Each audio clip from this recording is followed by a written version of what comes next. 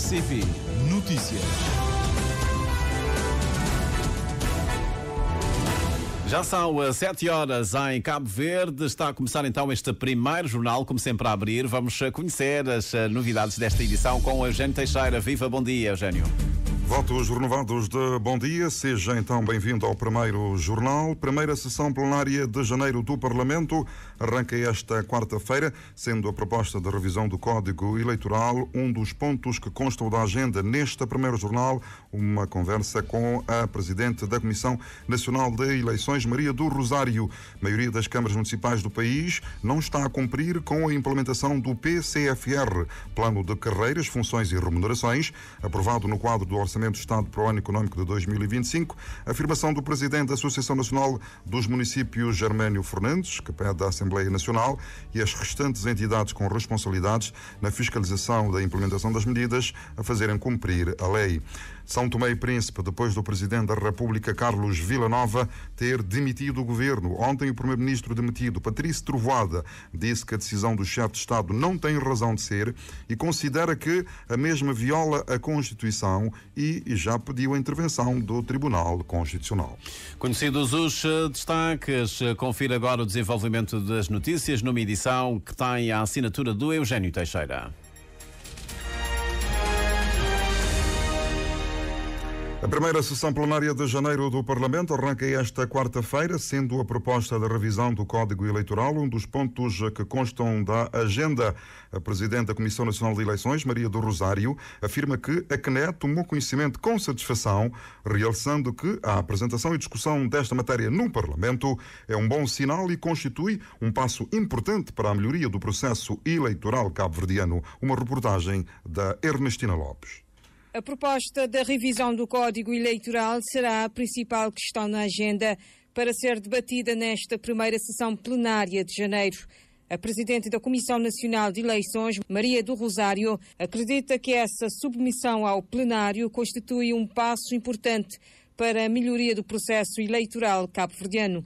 E a última revisão teve lugar em 2010.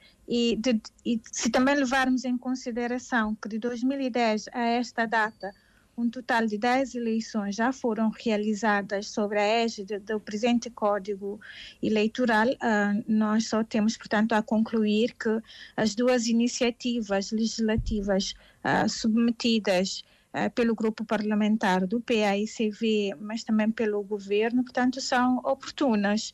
E, portanto, a Comissão Nacional de Eleições tomou conhecimento através dos órgãos de comunicação social e nós, portanto, estamos satisfeitos com as duas iniciativas terem chegado ao plenário da Assembleia Nacional. O que é que nós entendemos é que o Código Eleitoral é um instrumento jurídico, portanto, é uma lei, e nós acreditamos que essa submissão ao plenário constitui já um passo importante para a melhoria do processo. A Comissão Nacional de Eleições, conforme sublinha Maria do Rosário, está comprometida com a melhoria contínua do sistema eleitoral e, do seu ponto de vista, muitas normas poderiam ser melhoradas.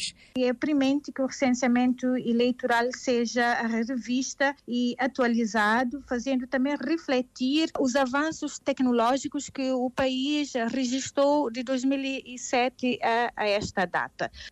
Também o voto antecipado, que mais entidades, que mais pessoas podem ser contempladas com o voto antecipado. O outro instituto, portanto, que nós pensamos que é premente é a revisão de alguns princípios, designadamente o princípio da neutralidade e imparcialidade previsto no artigo 70 do Código Eleitoral. Nós entendemos que o processo de constituição e designação das mesas de voto e designação dos membros das mesas também precisam ser revista, na medida em que, tal como prevista, revestem uma natureza excessivamente partidarizada. A Presidente da Comissão Nacional de Eleições espera e faz votos de que a discussão seja profícua e que sejam encontradas bases sólidas pelos sujeitos parlamentares com vista à qualificação da democracia cabo-verdiana, que, uma vez revista, haverá a introdução de melhorias significativas no processo eleitoral em 2026. Uma reportagem da jornalista Ernestina Lopes. Seguimos em frente. A maioria das câmaras municipais do país não está a cumprir com a implementação do PCFR, Plano de Carreiras, Funções e Remunerações, aprovado no quadro do Orçamento do Estado para o ano económico de 2025. A afirmação é do presidente da Associação Nacional dos Municípios, Herménio Fernandes, que pede à Assembleia Nacional e às demais entidades com responsabilidades na fiscalização da implementação das medidas e fazerem cumprir a lei. Assina a reportagem a Ilson Martins. O presidente da Associação Nacional dos Municípios de Cabo Verde defende que todas as entidades responsáveis devem fazer cumprir as medidas aprovadas no Parlamento. Herménio Fernandes refere-se, em concreto, à implementação do PCFR pelas câmaras municipais do país. A Assembleia Nacional tem a função de fiscalizar a implementação das medidas, mas há outras entidades com responsabilidades também na matéria, nomeadamente a Inspeção-Geral do Trabalho, enfim, ou seja, as autoridades do trabalho devem também fiscalizar a implementação dessa lei. Portanto, do meu ponto de vista, algo que precisa ser feito no sentido de todas as entidades cumprirem as medidas que são aprovadas no quadro do Orçamento do Estado. O Orçamento do Estado é lei e quando é aprovada uma medida é esperado que todas as entidades públicas, ou seja, todas as entidades do país, cumpram a lei. Sejam elas públicas ou privadas, cumpram a lei que constam do Orçamento do Estado. Herménio Fernandes afirma que, até agora, apenas câmaras municipais de São Miguel, São Salvador do Mundo, Ribeira Grande de Santiago, São Lourenço dos Órgãos, Maio, Sal e Ribeira Brava já implementaram o PCFR. Portanto, trata-se de um direito dos trabalhadores, neste caso dos funcionários municipais, daí que eu exorto a todas as câmaras municipais a cumprirem a lei. Faço um apelo no sentido de todas as câmaras garantirem um direito consagrado, que foi aprovado no quadro do Orçamento do Estado. Quer dizer que essas câmaras estão a violar a lei? Com certeza estão em incumprimento, porque é um direito que o trabalhador tem. E nós não poderemos, por exemplo, o governo propor um aumento salarial que é abrangente a toda a administração pública, direta e indireta, e ter as câmaras municipais a não implementarem essas medidas, e já aconteceu com os aumentos salariais, mas também tem acontecido até o presente momento com a não implementação do plano de carreiras, funções e remunerações por parte de algumas câmaras. Portanto, eu acho que, aliás, eu defendo que todos devem cumprir a lei. O presidente da Associação Nacional dos Municípios de Cabo Verde fez estas declarações ao Primeiro Jornal, numa altura em que a Inspeção-Geral do Trabalho está a alertar as entidades empregadoras, trabalhadores e a sociedade em geral que já está em vigor um novo salário mínimo nacional fixado em 17 mil escudos para o setor privado e 19 mil escudos para o setor público. Jornalista Ailson Martins, primeiro jornal da Rádio de Cabo Verde, votos renovados de bom dia. São Tomé e Príncipe, depois do Presidente da República, Carlos Villanova, ter demitido o Governo, o 18º Governo Constitucional.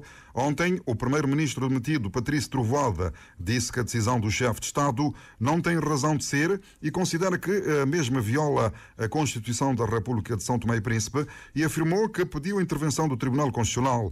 Para o analista político Danilo Salvaterra, face a um conjunto de falhas do chefe do Executivo nestes 2 anos de mandato, o mesmo devia encarar a demissão com naturalidade e não agudizar ainda mais a crise. O primeiro-ministro não aceitar e ter comunicado ou ter pedido um esclarecimento ao Tribunal Constitucional, eu acho que não faz sentido. Acho que o primeiro-ministro mais deveria acatar essa decisão, trabalhar no sentido de nomear um novo primeiro-ministro. Eu acho que o ADI seria o melhor serviço ao país se seguisse esse caminho do que propriamente entrarmos num conflito. Porque a forma como o atual primeiro-ministro, demitido, expõe as questões, quase que quer forçar umas eleições antecipadas, eleições esta que o país não está preparado para as eleições. O país, nesta altura, não tem programa de governo, não tem orçamento por falta de apoios externos. Infelizmente, o orçamento é dependente de apoio externo. Nenhum doador tem disponibilizado verbas a São Tomé e Príncipe. Por incrível que pareça, mas tudo tem a ver com a falta de credibilidade da governação. Sobre as desavenças políticas entre o Presidente da República, Carlos Villanova, e o Primeiro-Ministro demitido, Patrício Trovoada, o analista político entende que, entre outras questões, o jogo e posicionamento para as eleições no próximo ano podem pesar na balança. Como sabe, nós temos previstas as eleições presidenciais e legislativas autárquicas em 2026. O atual Presidente da República quer fazer um segundo mandato. O atual Primeiro-Ministro, a sua maior ambição é também ser Presidente da República. Ou seja, vamos ter duas pessoas de uma mesma família com os seus interesses. Discordaram-se, como também sabemos. Face a este contexto dos interesses dos dois, as comadres zangaram-se. E então vêm aqui os pequenos problemas que, entretanto, são muito grandes face à situação que o país está a viver. Santo Tomé e Príncipe está a viver um momento na sua história mais desagradável e nós não sabemos socialmente qual vai ser o futuro de Santo Tomé e Príncipe. A crise política socioeconómica em São Tomé e Príncipe não vem de agora, vem de alguns anos a esta parte, porquanto desde a abertura democrática em 1991, o país conheceu muitos episódios de crise e falta de estabilidade. Face a isto, o analista político Danilo Salvaterra entende que o melhor caminho passa pela criação de um governo de salvação nacional. Se nós quisermos algo que Santo Tomé e Príncipe enverede pelo caminho de desenvolvimento, temos que assumir riscos. E o risco, para mim, é um governo de salvação nacional, que venha criar as bases para as futuras governações. Enquanto não for isto, são os vários interesses que vão estar aqui a funcionar. Um governo que seja comprometido com o progresso, comprometido com as pessoas. Um governo que venha definir as bases estruturais de governação do país. Eu estou a referir às bases estratégicas de desenvolvimento, em que os partidos todos se comprometerão. Leitura do analista político Danilo Salvaterra sobre a situação política em São Tomé e Príncipe, na sequência da decisão do Presidente da República, Carlos Villanova, que demitiu o 18º Governo Constitucional, liderado pelo Primeiro-Ministro Patrício Trovoada. Desporto, Sporting vence o Porto por 1-0 e está na final da Taça da Liga. O avançado sueco Viktor Gyökeres, aos 56 minutos, marcou o único golo da partida a favor dos Leões, com o Porto a não conseguir responder. O Porto reagiu ao golo dos Leões por Galeno na segunda parte, a cabecear ao segundo poste ligeiramente por cima, quase desaparecido no combate também Samu, apareceu e ameaçou a baliza de Franco Israel. Com este resultado, o Sporting apurou-se para a final da Taça da Liga de Futebol pela 8ª vez em Portugal. A turma de Alvalade, que já venceu a prova por 4 vezes, a última das quais em 2021-22, vai defrontar na final agendada para sábado o vencedor da outra meia-final, que será disputada nesta quarta-feira entre o Benfica e o Sporting de Braga. E passam agora 13 minutos das 7 da manhã. Fim de linha nesta edição do primeiro jornal, que contou com a edição do Eugênio Teixeira, ele que volta a estar connosco às 7h30 da manhã, agora para recuperar o essencial da atualidade informativa para esta quarta-feira.